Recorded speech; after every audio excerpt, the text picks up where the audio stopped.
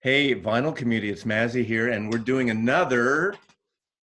Oh, this is not a whack-a-mole. This is a joint task force video, and I have Bill from the Vinylverse, and he came up with this topic. So I'm going to turn it over to Bill. And you're in Philly, is that right? Outside of Philly, about 30 minutes. Okay. So did you bring one of those famous cheesesteaks or anything? No, I wish. I guess not. Okay. Bill's going to tell you all what we're doing, and then we're going to just go with it. Does this give you a hint? Yep. So Mazzy told me to come up with a topic. So the first thing that came to my mind was drummers and great drumming albums. So we've each picked a bunch, and we're just going to go through them. Yeah, I figured for me, these are my favorite drummers. And so it's not necessarily the best drummers, because every time I've done these, when you try to do the best and the worst, there's always like some yo-yos that will tell you, you forgot, man, Hal Blaine or whoever it is. So, but these are in the moment right now, and probably tomorrow or next week you might pick someone different, right? Maybe not. Yeah, I mean, I didn't even pick all my favorites, but I picked some pretty important guys, starting with Max Roach, the great Max Roach. And I got a bunch of his albums here. So he was 40s, 50s, 60s, 70s. Just great, influential, really was one of those first bebop guys. And just great, innovative drummer, played with all the greats, Clifford Brown, Dizzy Gillespie, Charlie Parker, Miles Davis, you name him, Thelonious Monk. He's played with them all. Sonny Rollins. I love that bebop stuff. You know, I did a bebop thing, so I love that stuff. Yeah. Yeah. So I do too. And like throughout the years, one album I don't have that I really wish I had is that Jazz at Massey Hall. At Massey Hall, my place. Yeah, your place. Oh, the real classic concert with Bud Powell. Sorry. With Bud Powell, Dizzy Gillespie, Charlie Parker, and Mingus, I think. Salt Peanuts and all that. Yeah. Great album. I'm a big of all those guys. I mean, not drummer, but I'm a huge Dizzy Gillespie fan. Yeah. Yeah. So yeah, Max, all-time great. Here's his wife, Abby Lincoln. He plays on this album with Sonny Rollins, Kenny Dorham, Wynton Kelly, and Paul Chambers. Great vocal jazz here, so he knows when to back off. But what I really get into is his later output. So here's a Japanese-only release called Nomo. One track, both sides, live, 1976. Really hard to come by. And then even a little bit later with Anthony Braxton, kind of his more improvisational works. You ever hear something like this? I have. I don't have that, but I used to hear a lot of that stuff. You know, I've said this many times. I used to have a lot more jazz albums from working in stores in the 70s, and I purged some stuff, some vinyl in the mid 90s. I have stuff on CD, but I thinking that the vinyl was going to be the better format, and I could slit my wrist for that, but no, I don't know that particular album though. Yeah, this one's great. The two, I mean, it's really all improvisational, but great stuff because the two of them really bounce off of each other, and I just love the way, like, I don't know how they think of what they're going to play, but it just works, and the sound that Max gets, just it's great. Wow. Great, Cool. Great drummer album. Okay. So that's my first. I'm starting with a young kid who was a young kid, and I'm sticking with the jazz genre because, and I've spoken about him, and we all know Tony Williams. Tony Williams was 17 when Miles hooked him up. Now, I have a few albums here because I was fortunate enough, part of the great second quintet with Herbie Hancock, Ron Carter, Wayne Shorter, with Miles. He was 17 years old. And yeah, I could have picked all those. I'm just showing some And I've showed these before and spoke about them because I was fortunate enough that one of the photographers I represent, Michel Clement, took pictures of his when he kind of was re-signed to Blue Note from 85 to 93, 94. He made a bunch of albums, and the interesting thing is he composed them. So they're not as manic. You know, a lot of people know that early stuff with Miles, that great mid 60s stuff into the later 60s. They know the fusion. They might know the fusion wild stuff he did, like with Jack Bruce from Cream and some really wild out there stuff. The guy is friggin' amazing. I was fortunate enough, you know, Michel Clement did all these covers, Native Heart, and I've showed some of these, Angel Street and Civilization. And there was a live one in Japan. And I was fortunate enough to meet him during all these photo shoots. So I was able to talk to him. And one of the other drummers I'm going to show later, I'm going to share a conversation I had with him because I had to know, talking to this guy and this drummer, but I saw him at the Village Vanguard a couple of times in New York. I saw him at Yoshi's in San Francisco and with the VSOP, the Live at Berkeley show. That's that Columbia double record when they reunited with Freddie Hubbard, you know, and it was great. But what a great, great drummer. Unfortunately, he went in for a gallbladder operation right before he had to check out. He had a heart attack and he passed away at a young age. Yeah, like 50, Tragic. 52 or something. Right. Yeah, he was, yeah, great, great drummer, really sweet man. And I feel great to know. Now, he did a lot of great Blue Note stuff before that, Spring and the earlier stuff. That's probably what more people know. A lot of people didn't jump on this. This is more melodic with Mulgrew, Miller, Bobby Hutcherson, Donald Harrison, Ron Carter. But he had a touring band with Wallace Roney, some of the younger types at the time he toured with. So my first choice is Tony Williams. Yeah, I have a couple more of his. Not sure if you're familiar with him, but Dave at Local Bandography, he turned me onto this album. Who? Dave, you know, Local Bandography, Dave? Who? Go ahead. He's one of the Charlotte. I know Dave, yeah. I know. Oh, the inner city stuff, yeah. Yeah, but Hal Galper with Tara Massa, Hino, Cecil McBee, and Tony Williams. This album is phenomenal. If you've never heard this one, give it a listen. There's Tony there. Is he one of your picks or no? He was going to be my next pick. Oh, well then, okay, that's good. Okay. Yeah, so he was going to be my next pick. And this one, the great jazz trio with Hank Jones and Ron Carter. I don't know that record. It looks great. Yeah. Is that a Japan only release, I think? Yeah, Japan only release. Yeah, I've seen the cover, but I don't know the record. I mean, it's Hank Jones and Ron Carter, so it's just awesome. Great. What amazing thing to come at like so young an age and play with Miles in that quintet. Amazing. Yeah, you're right. So young. Okay. Well, I'm going to go with my obvious choice, and the reason I'm going this after Tony is because Ringo Starr.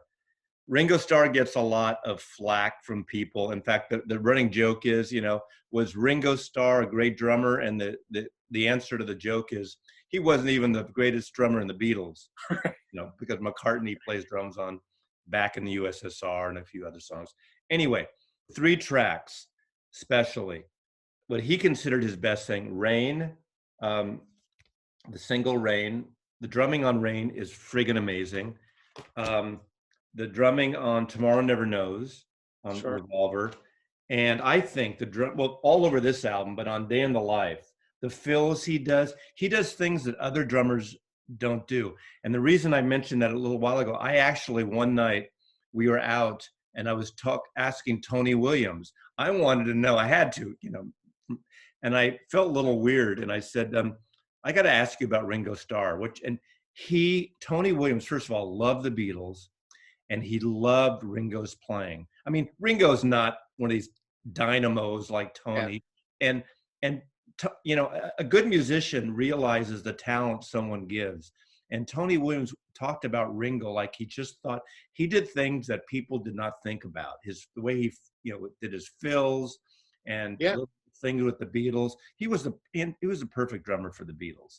And you know, obviously, I'm a big Beatle fan and that, but talking to someone like Tony Williams is one of the best drummers ever. about Ringo Starr. And he wasn't pacifying me, I could tell. So I'm throwing Ringo Starr in for my second choice. Yeah, if you think about A Day in the Life, if you put any drummer into that song, coming up with the drum part, it wouldn't work. It's like Right? he picked the I mean, the perfect. things he does were ingenious. I mean, there's a great bit, if you should search it on YouTube, anybody who's watching, an interview with him and the guy from what's Sweet Dreams Are Made of These. Oh, the Rhythmics, Dave Stewart. Rhythmics with the Dave Stewart interview, and he's showing with his drum set, I think it's with him, how he did the drum thing from Come Together on Abbey Road. That dun dun dun dun dun. I mean, it looks so simple, but he would trade his hand on the other side of things, use a different hand that most drummers don't do. And again, not the best drummer, but he's a great friggin' drummer. Yeah, he's left-handed, right? He's playing on a right-handed. But he played in an unusual way for left-handed. Yeah, I know exactly what you're talking about. Exactly. All right. So, going into the prog realm. Really? Really? I have to go with Bill Bruford, and he is my favorite. You know what? I didn't grab it. I wanted to show his book. This was awesome. I got to meet him at he did kind of like a reading through excerpts of the book and kind of a book signing, I guess. But he so original. He's another one. I don't know how he developed his style. It came out of jazz, but very polyrhythmic. He plays in, so the band might be playing one time signature and he's playing a totally different time signature. Just crazy stuff. So he played with Yes. This is their first album. Went on to King Crimson. Right. This is a great King Crimson album, Red, my favorite, 1974. Played in the band UK. This is a little more fusion-y, rock fusion, prog. And then he had his own solo work, Bruford. This is a really, really great album if you've never heard it. And then in the 80s, he moved on to like electronic drums. He was kind of one of the first kind of going down that route. And he started a jazz band called Earthworks. I've heard of them, but I don't know it. Yeah. Yeah, and he, so his drums would be patched with musical notes. So when he's playing his rhythm, it's like a melodic rhythm. And that really sets the tone for the song. Really, really different, really innovative.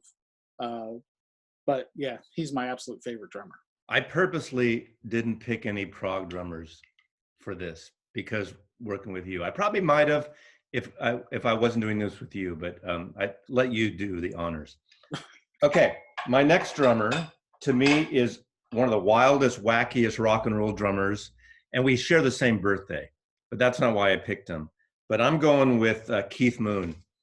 Keith Moon, the drumming on this Live at Leeds album is amazing. In fact, when I went to buy some new speakers the last time several years ago, one of the albums I brought with me, because I like to bring it, was this album. And I brought this album in the triple version of it. And the drums on this, I mean, when you watch the videos of him, how he would stand up and do this thing with his cymbals like up here, and he would do things like that. It looks like he's miming. He looks like he's friggin' miming, but he's playing and he stays on rhythm. I don't know how he does it. I picked Tommy in this. I'm more of a fan of my favorite Who album, which I agree, and I'm in alignment here with the Omaha extrovert Hannah.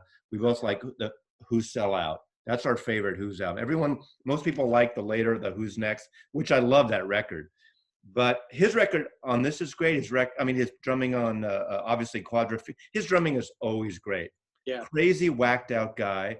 I saw the Who with him 3 or 4 times. One of which was the infamous show he played. I think it was 73 or 4 at the Cow Palace, where they just flew. It was their first leg of the tour. They flew in, and they said it was jet lag, but I think it was a lot more than just jet lag. Where literally after 2 or 3 songs, he passed out. and I was with one of my buddies who played drums, and we were in the back of the Cow Palace, and they wanted, like, Pete Townsend finally said, "Any drummers?" And it's a punchline of a trivia thing. The guy, I forgot his name, who went up and played a couple songs with the Who, and they had to cut the show short. But Keith Moon is a fantastic drummer, wacky guy. I don't know how he does it. I don't know how he did it, because when you watch all the videos, it looks like he's not even playing. Yeah, you're right. And you know the saying, sometimes less is more. For him, it's always more is more, right? But he does it. And the famous there's a famous Smothers Brothers show where they're on and they're doing the song, and they put these little explosives in his bass drum. And if you watch that clip, and it's in one of the, the first documentary on the Who is a Who, whatever the documentary is, and they show that, and they show it in slow motion. He put double or triple the amount of explosives in the drum right when Pete Townsend was down there and exploded. And that's when Pete Townsend started losing some of his hearing and had hearing issues for the rest of his life since that moment. You can watch that clip of that scene. But amazing drummer. He died too young, but lived a young, bright life. With Ringo, got screwed up during those LA years. So yeah. So next for me is another favorite. It's Elvin Jones. What an amazing player he is. Of course, mostly well known for being part of the classic John Coltrane quartet. But he's another one. His style, he's a really big guy. So when he's hitting the drums, it just seems like he's pounding the heck out of the drums. But he still plays with so much finesse, and he's very explosive. Right? Yeah. Like I remember seeing a video, and he's hitting his bass drum, and he's actually trying. It's sliding down the stage, and he's trying to pull it back as he's playing. But what a great drummer! Very, he was one of those polyrhythmic guys. So he played with a lot of people. He came up through the whole bebop and hard bop. Here's him on Benny Green, Soul Stirring. So early on, this is a great album. And then of course, I picked out John Coltrane ballads because this is kind of a softer ballady album. So it just shows Elvin Jones. He's very versatile with being loud and dynamic and being soft, and love that guy. Okay. I'm sticking with rock and roll for a lot of this, except for the end. But this is a dark horse. A lot of people don't think of this drummer. His name is Spencer Dryden. Spencer Dryden was a member of the Jefferson Airplane, and on this record, the live record, Bless His Pointy Little Head, the beginning he plays, or on the song 3/5 of a Mile in 10 Seconds and Somebody to Love, he is a powerhouse and had his paradiddles, flamadiddles, triplets. He's great. I picked these two albums, Baxter's and this. He played on through, I think, Volunteers, and then unfortunately was kicked out of the group. There were some issues, and he later became the drummer in the New Riders of the Purple Sage, which I think he was wasted as a drummer there. Because here, to me, the rhythm section of there's Jefferson Airplane, the bass player of Jack Cassidy, the guitar playing of Jorma Kaukonen, and the drumming of Spencer Dryden. Spencer Dryden is a fabulous drummer, and no one ever mentions his name. But I'm going with Spencer Dryden.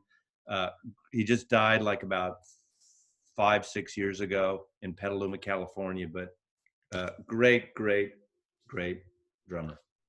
Did he transfer over to Jefferson Starship? He did not. No. Okay. Thank God.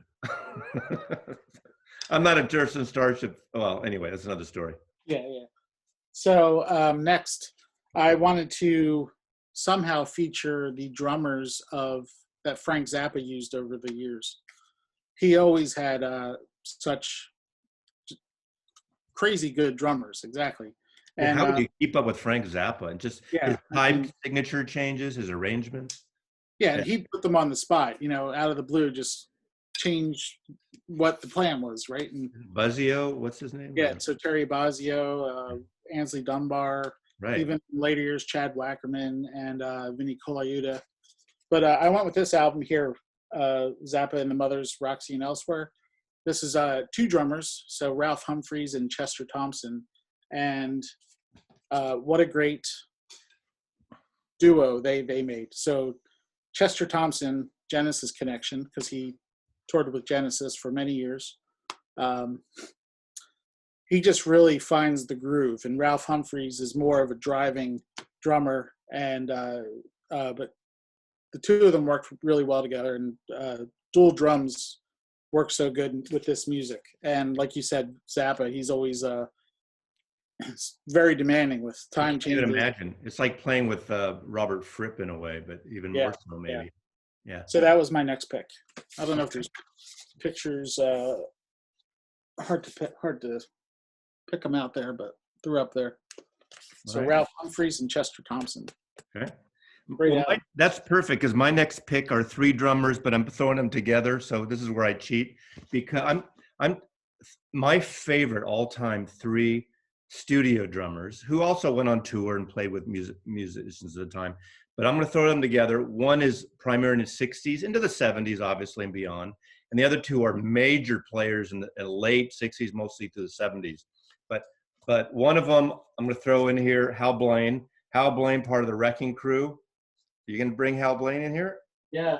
Okay, well, one of the great drummers. He's on everything. He's on Shunny and Cher. He's on Beach Boys. On Glenn Campbell. He's on everything. Watch the documentary on the Wrecking Crew. Hal Blaine is everywhere. So yeah, Bridge Over Troubled Waters. He went on tour with them before that album came out. The Monkees, all that. Hal Blaine, so important. But the other 2 I'm going to bring out. One is one of my favorite drummers. I've seen him many times over the years. Jim Keltner. Keltner. He actually had a couple records on Dark Horse Records. Unfortunately, I think he should have been one of the Wilburys. But he's on. Didn't they give him a name that's?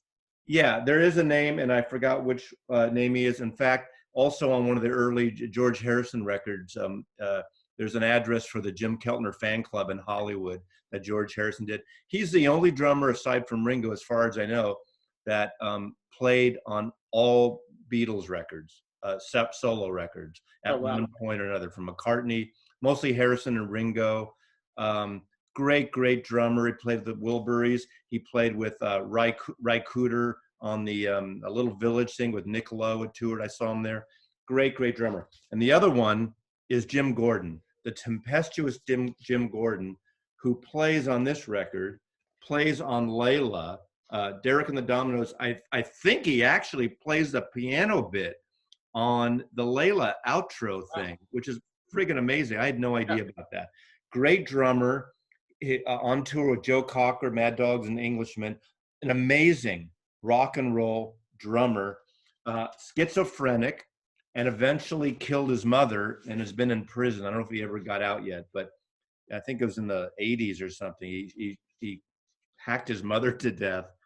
I don't know if it was during a flamadiddle, a paradiddle, with his brushes. That's bad taste, I know. But Jim Gordon. So I'm throwing those are the studio musicians, great West Coast studio musicians. Yeah, I had Hal Blaine too, so you covered it. Next, I wanted to pick a real drummer album. That's this Spectrum by Billy Cobham. Oh, good one. Yeah, so this is a you're going with more jazz than I am. Yeah, of course. Good fusion album.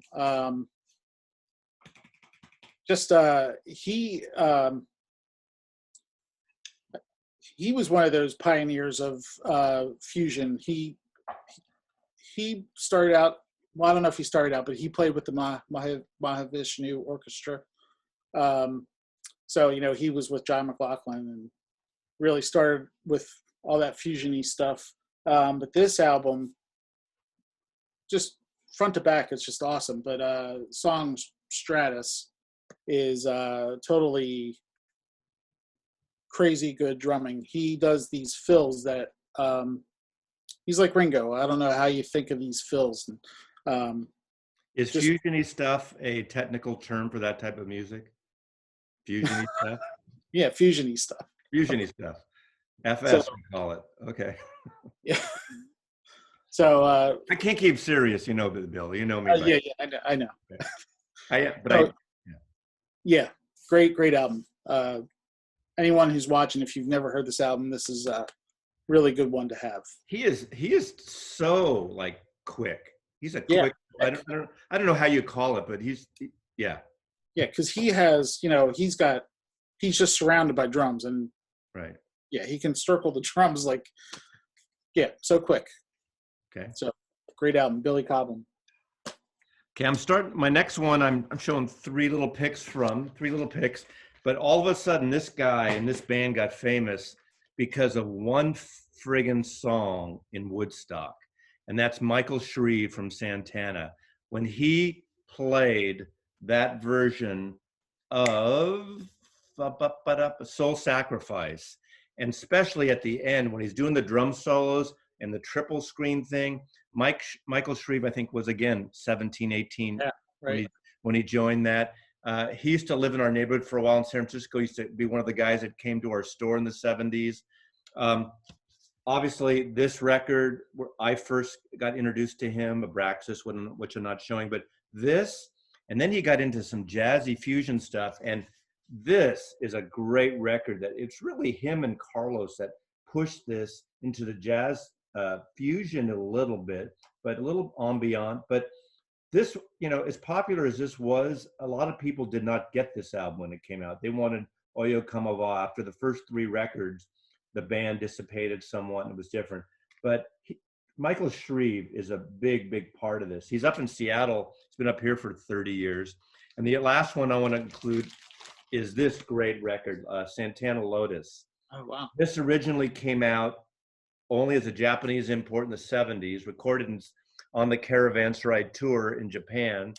It's got a huge multi-fold out with poster. This is one of the most amazing, bizarre. I can't even do it. You have to open it up. It's like origami. It's like if origami was a record design. But it's great. There's some of their hit stuff, but also a lot of stuff from Caravanserai. But it's crazy design, crazy Japanese design. I don't know if it actually came out in this country until the CD era, but it's really good. And Michael Shrieve did some stuff. He had a band for a while. They did 2 records that are very proggy, which you might even like, called Automatic Man. And that was an album that was on Island Records. He did an album, Stomo Yamashita under Go. So it's that Japanese ambient fusion with prog stuff. So I think you would like, Check that out. Yeah, that kind of stuff. An amazing drummer. He played, there's this place in my neighborhood, or about a mile from me, that every once in a while called the Royal Room, and they do these jazz things where they recreate things. And last year during the 50th anniversary of, or early this year, it must have been last year, but just about the 50th anniversary of Bitches Brew. This guy, Pat Gleason, who's a synthesizer player who played with Herbie Hancock and did soundtracks, and Michael Shrieve, they basically did the entire Bitches Brew album live. And it was so great, so out there. I must have been. But Michael Shrieve is, to me, an amazing drummer. And, not a well-known name for most people, but great. Yeah, definitely. All right, so next for me is Art Blakey, another jazz guy. So he's just another one of those iconic drummers. I don't have to show him now because you're showing him. Yeah, it's one of those iconic drummers, great band leader. He's most of his Jazz Messenger stuff is hard bop, just really great. He kind of started out a lot of younger guys would join the Jazz Messengers and then get well known, like Lee Morgan and Wayne Shorter. Yeah, so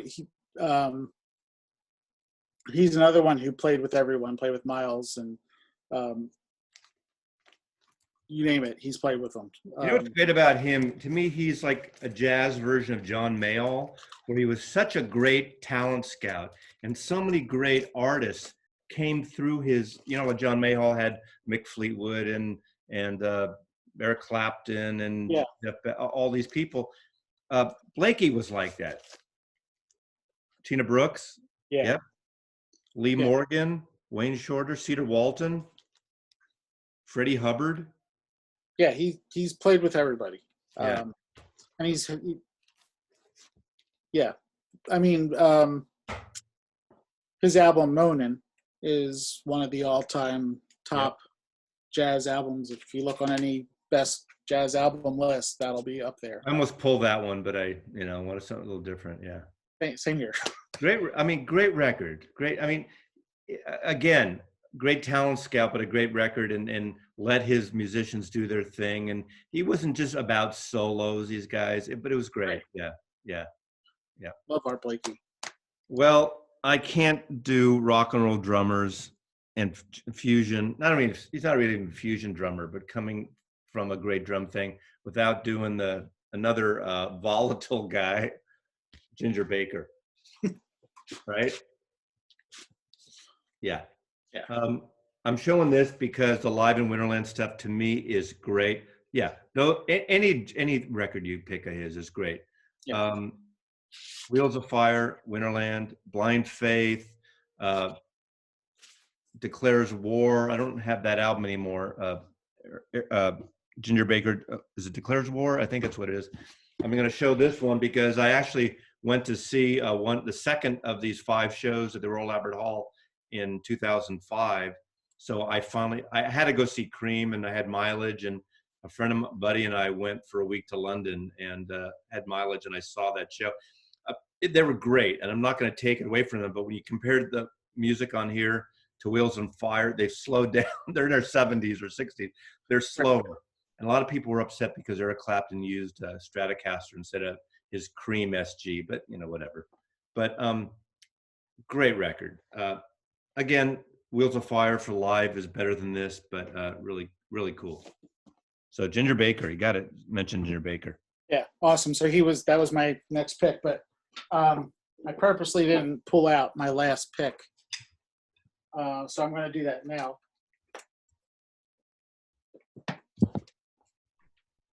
I got 2 more, but one's a little, yeah. Is it? Oh, Peter Gabriel? I think my mother's calling me. I think I got to go.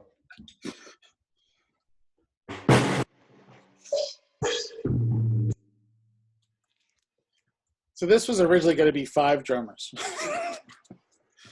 So I was like, I'm not going to show Phil Collins, but you up the ante to 10, so. That's fine. Every time I think of that, I hear that thing of sound they used to use in Miami Vice, that song of his, Yeah, but Phil Collins in the early Genesis days, he's up there with anyone. He's a drummer that Okay, join in next week, and we'll see. Sorry, go ahead. He's not really a technical guy like Carl Palmer or Neil Peart, but he's more of a feel guy. But you didn't pick Neil Peart? What's that? You didn't pick Rush's drummer, Neil? No, I stuck with 10. You gotta learn to cheat. I gotta give you the tips here, Bill. Yeah, so his drumming on these early Genesis albums are just very creative. He's another guy. He'll play in odd time signatures, and you don't even know it. Yeah, I didn't know it. Yeah, but I love Phil Collins. He's a great drummer. I was thinking about his solo albums, and they honestly, other than a couple tracks here and there, they don't really feature his drumming all much. It's more about his songwriting and singing. But Genesis, okay. Yeah, I knew you were going to pick him. I got one more drummer, well, 2 more, but one that can, well, you'll see. I'm picking this guy because I think one of the great drummers and percussive players tempestuous, not him personally, but in the band. I say tempestuous too much in this video, I'm realizing, but it's Stuart Copeland. Stuart Copeland, great drummer. If you've seen his drumming documentaries and everything, what a great percussionist. Oh, But yeah. I could pick any Police album. I just picked this. But more than that, I want to show this soundtrack, and I've showed it. The soundtrack to Rumblefish, the opening track, Don't Box Me In, has an amazing vocal with Stan Ridgway, who you know from Mexican Radio, Wall of Voodoo. The sound, this is one of my favorite films, black and white film, directed by Francis Coppola. Artsy film, Dennis Hopper and what's his name? You know, that guy. Matt Dillon. Matt Dillon and Mickey Rourke and Lane. Lane. Lane. Diane Lane. I can't even think of it. And Lawrence Fishburne. Really, Tom Waits is in it. But the soundtrack is amazing. Very percussive, very rhythmic. So I just wanted to show that. But I'm going to close out my section with a sentimental favorite, because this drum set, I don't play drums. In junior high school, my first instrument was accordion. That's a shitty story. But when the whole thing happened, I just started playing drums after the Beatles, and I took drum lessons. And when I got in junior high school, I met this friend of mine. His name is Larry Weinberg. And we were both in a school band orchestra. We were the goof-offs in the back of the orchestra, the drummers. I played timpani, he played bass drum, and we were both drummers. And we wanted to start a band. We were 12 years old, and we couldn't start a band, so being two drummers, right? So I quit the drums, and I learned a few chords, and literally a month later, we started, and we had a band from 1966 through high school and stuff, through junior high school and high school. My friend passed away 7 years ago. This drum set that you see occasionally here, when I moved to Seattle from San Francisco, his wife gave it to me. He bought this little Gretsch set maybe about 15, 18 years ago. It's a jazz set, smaller drum, but this is Larry. So I'm ending up, this is like Maslow getting sentimental. This was his wedding. I was his best man, his first wedding. I was his best man. This is 1978. He was a drummer, and whenever we'd meet people, he would say, "Oh, he's my guitar player," and I'd say, "He's my drummer." So I'm closing out. That's when he was about 13, and he got his Ludwig set for his bar mitzvah, his blue metal flake set, and then this is when we were about 15. We used to play these live teen clubs and stuff. So I couldn't do a drumming thing without saying my buddy Larry Weinberg. This is where Mazzy gets verklempt and emotional, and I'll let you say anything and show anything you want about